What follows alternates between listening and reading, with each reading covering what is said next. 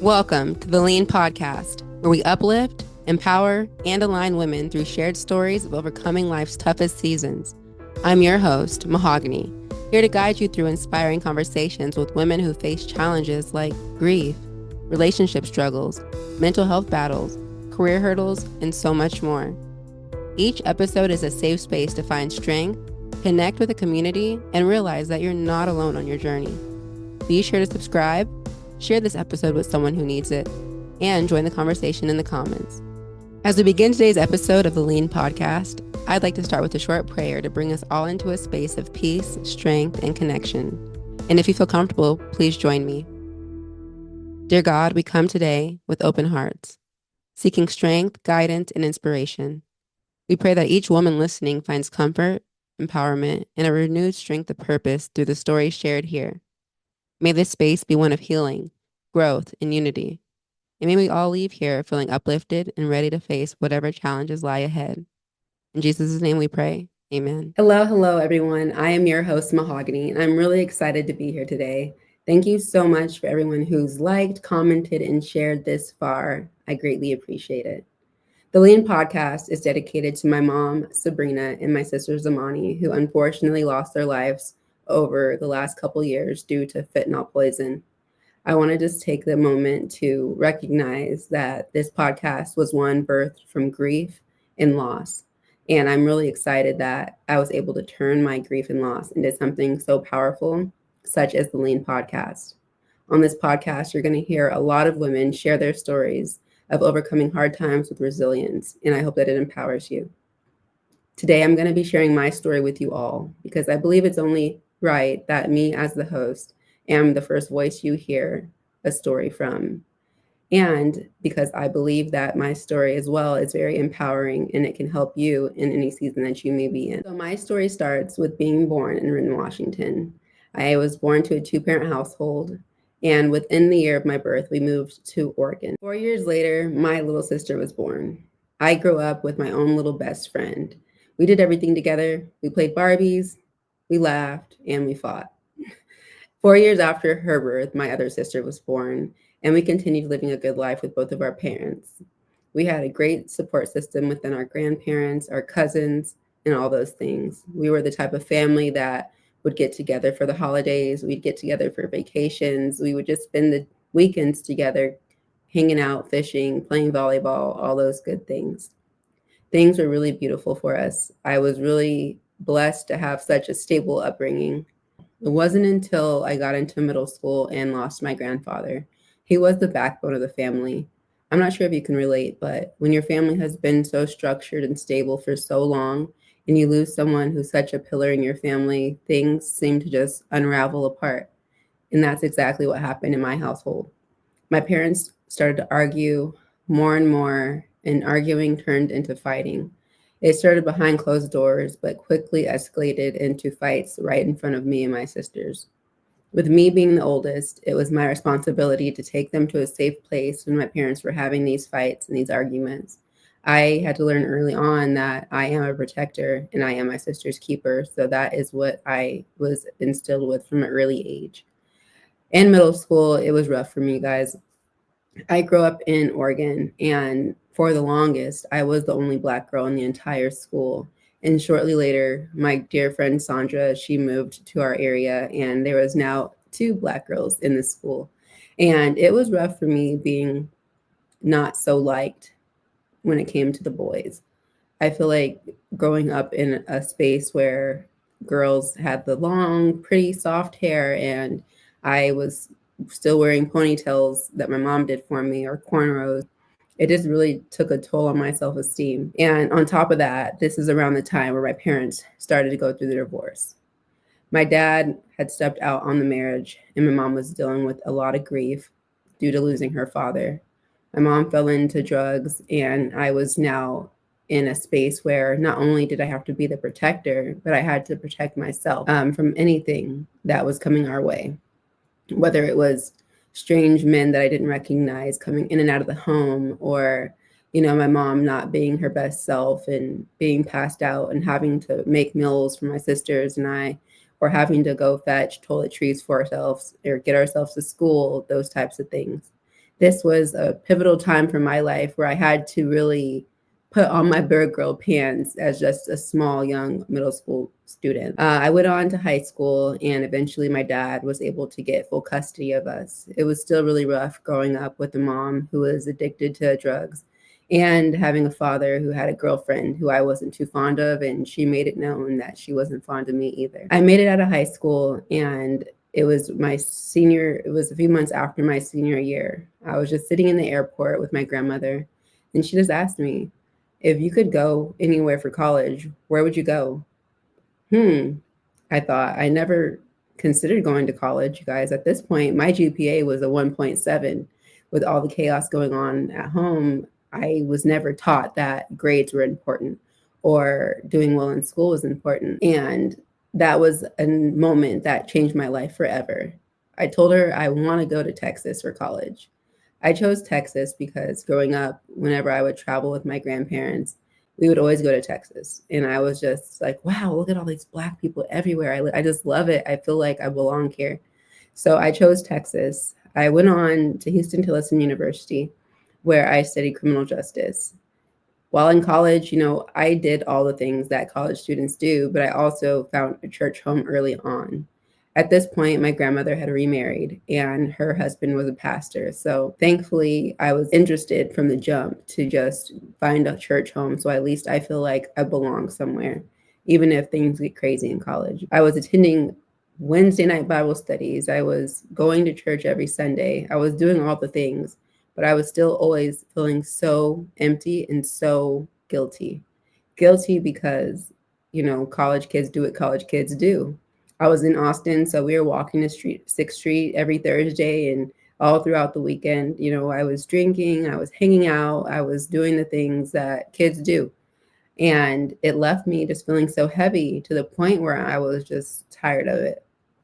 I felt like God was punishing me. Any little thing that would go wrong, it was like, oh, God's punishing me because I went out drinking last weekend with my friends. So everything in life was because I was walking the line with God in my eyes. So what did I do? I completely walked away from Christ. I told God straight up, look, I don't need this extra stress. Like, I'm already in college. I made it further than I thought I would, considering where I came from. And I'm just going to do me. I don't need all this extra stress. So at that point in time, I completely walked away from God in my senior year, a few months after my senior year of college. And I had to tell my grandparents to their face, hey, Grandma, Jupa, I know that you guys are really into church and really into God. And, you've put this inside of me at an early age, but I don't want it anymore. I'm tired of feeling guilty. I'm tired of feeling this pressure.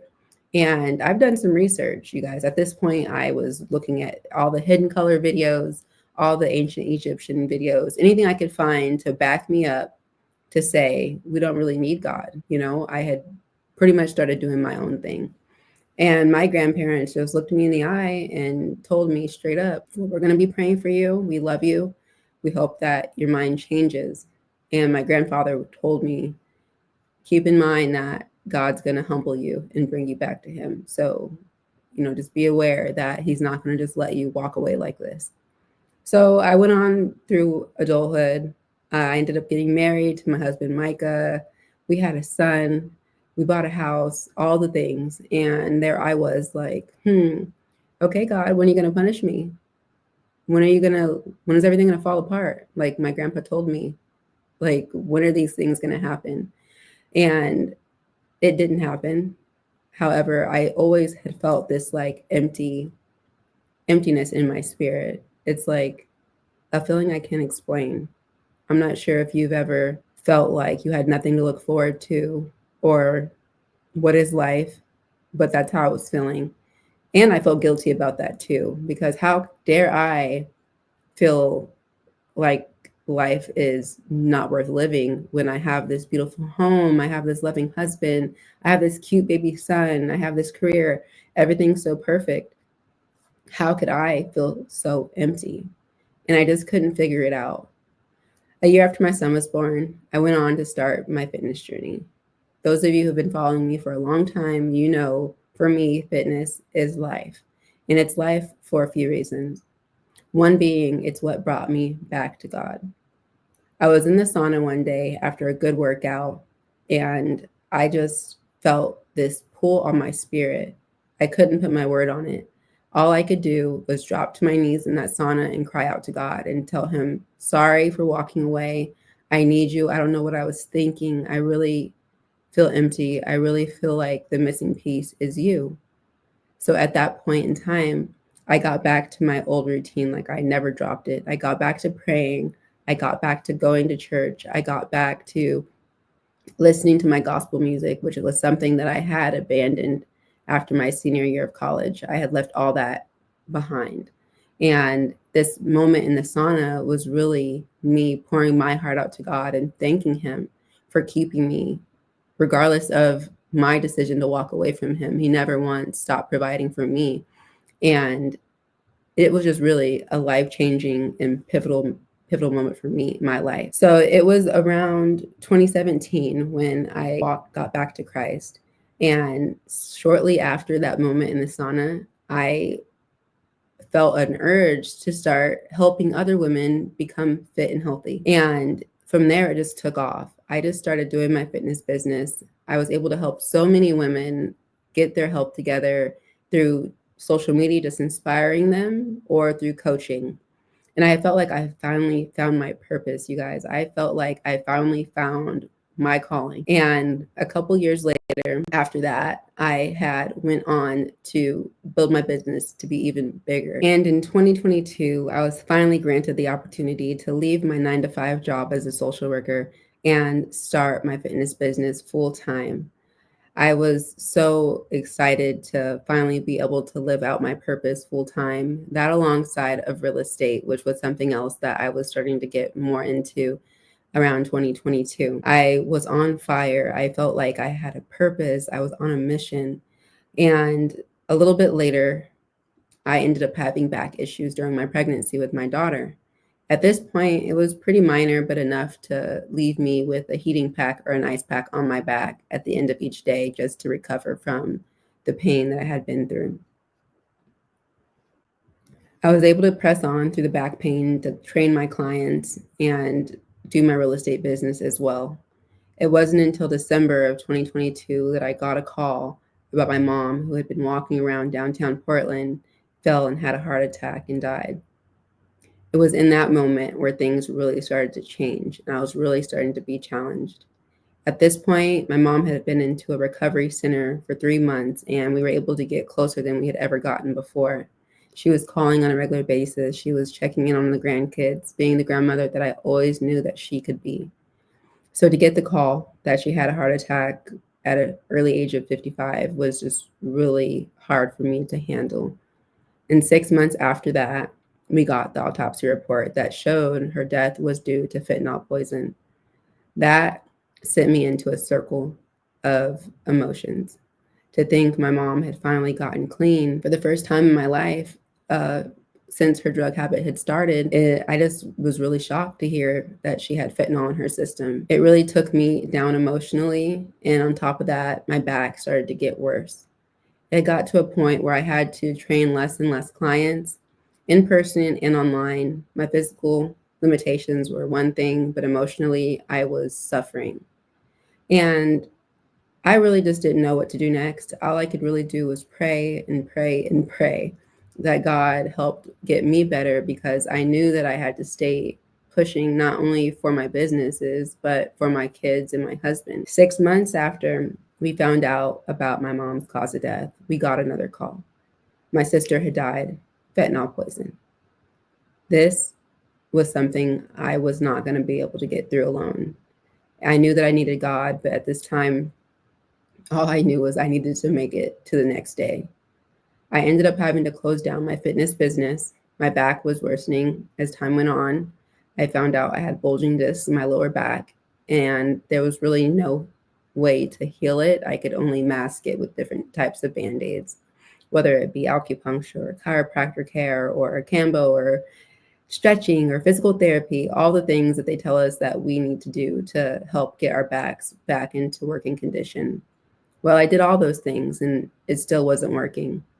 I decided to turn myself into Grief Share. This was a space where you can find it online just by typing in Grief Share in your Google, and it's going to connect you to Grief Share. For me, was a pivotal moment. I was able to go into a space where hearing other people's stories of grief were somehow helping me overcome the battle I was having with my own grief. I kept going, showing up week after week, even if I didn't feel like it. And that's one of the reasons I believe I'm able to be here today on the Lean podcast and using stories to help empower other people, because it's what helped me through some of my darkest days. So after going through a lot of grief and losing my business, I just felt empty once again. I prayed and prayed and prayed. You guys, I'm going to say that over and over again, because the communication that I had with God is what gave me the drive to even keep going, no matter how fast or slow I was showing up. It led me to where I am today, here on the Lean podcast, where I'm helping guide women through conversation about their story in order to empower and inspire you all who may be listening. I'm really excited about this project. It's one that I know God sent me personally, and I'm very blessed that I have found something else I can pour my heart and soul into other than fitness. I believe that being empowered through stories is equivalent to being empowered through working out, because through hearing stories and testimonials from other people, we're able to see what's possible if we just keep pushing through. So I hope here at the Lean Podcast, you hear something, whether it be just a slogan or a tactic or a reference or a book you can read or anything that can help push you forward. Because I promise you, if you could just hold on tight, keep pressing through, God's going to help you to the other side. I'm not really sure what lies next ahead for the Lean Podcast or for my life in general, but I do know that God is the center of it all. And if it hadn't been for the moment in the sauna where I dropped down to my knees and repented for walking away from Him and doing my best moving forward, I don't know if I would have had any tools in my resource kit to get through the challenges that I have faced so far in life. But I do know if we all align with one another and we take time to listen to each other speak and have the courage to share our own stories, it's going to touch someone. Every episode might not be for you. Every episode might not pull on your heartstrings. But if you just keep staying tuned to the Lean Podcast, I promise someone's going to say something, and it might be just that one thing you needed to hear to feel empowered and keep going. So I am excited, and stay tuned for this wild ride, because we're going for it full throttle. Thank you, everyone, for tuning in. Thank you for tuning into Lean. I hope today's episode left you feeling inspired, empowered, and ready to take on whatever challenges come your way. If this conversation resonated with you, make sure to subscribe so you'll never miss an episode.